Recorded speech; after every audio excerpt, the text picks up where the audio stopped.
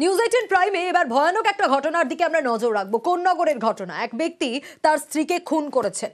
দেহ বাড়িতে রেখে সেই ব্যক্তির দিদির কাছে গেছেন প্রণাম স্বার্থে, তারপর গেছেন থানায় আত্মসমর্পণ করতে। উত্তরপাড়ায় থানায় গিয়ে আত্মসমর্পণ করেন। আর এই গোটা ঘটনায় একাধিক প্রশ্ন উঠছে। রানা রয়েছে আমার সঙ্গে, আরো বিস্তারিত জানবো। রানা, কি কারণ, স্ত্রীকে খুন কেন করলেন এই ব্যক্তি? তারপর তিনি থানায় আত্মসমর্পণ করলেন, তার আগে দিদির কাছে গেলেন, প্রণাম করলেন। কি কারণ, এই খুনের মোটিভ কি? কি কারণে খুন করলেন? হ্যাঁ সোনিয়া, দেখো এখনো পর্যন্ত যা খুনের মোটিভ, যেটা হচ্ছে যে এই অশোক চট্টোপাধ্যায়ের সঙ্গে তার স্ত্রী সবিতা চট্টোপাধ্যায় দীর্ঘদিন ধরে পারিবারিক গন্ডগোল ছিল। এই অশোক চট্টোপাধ্যায় যে কোন্নগর পৌরসভা পৌরকর্মী ছিল, তবে রিটায়ার করার পর সে কিন্তু মানসিক অবসাদে ভুগছিল। সংসারে আর্থিক অনটন ছিল, সেই নিয়ে আশেপাশে টাকা পয়সা ধারও করেছিল।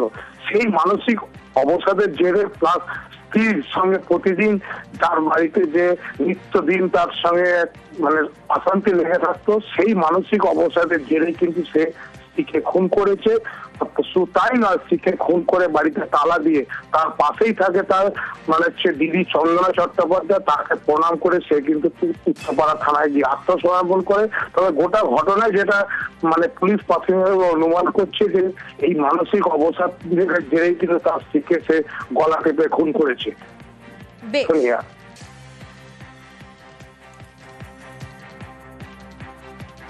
খুব অশান্তি হয়েছিল, ঝগড়াঝাটি। আমার ভাইয়ের বউ ও সকালবেলা ওকে ফোন তোলে, আমি ওকে জিজ্ঞেস করলাম সবিতা ঠিক হচ্ছে, বলে আসছে এই করে। যখন বেরিয়ে যায় আমাকে প্রণাম করে চলে যাচ্ছে, বলে আসছে পরে, একটু পরে আসছে। তখনও জানতে পারিনি আমরা কিচ্ছু, কোনো সারা শব্দ পাচ্ছি না। বাড়িতে পুলিশ এসেছিল, তখনই জানতে পারিনি। পুলিশ দেখলো ঘাটে শোয়ানো রয়েছে, শোয়া আছে। ভাই এমনি কি করতো? ভাই মিউনিসিপালিটিতে আগে কাজ করতো, এখন বসা। এ নিয়ে কি অশান্তি হতো? হ্যাঁ, প্রায় দিনই অশান্তি হতো।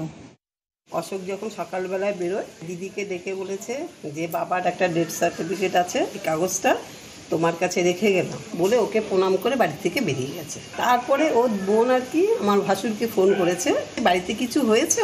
আমরা বলছি না, আমরা তো কিছুই জানি না।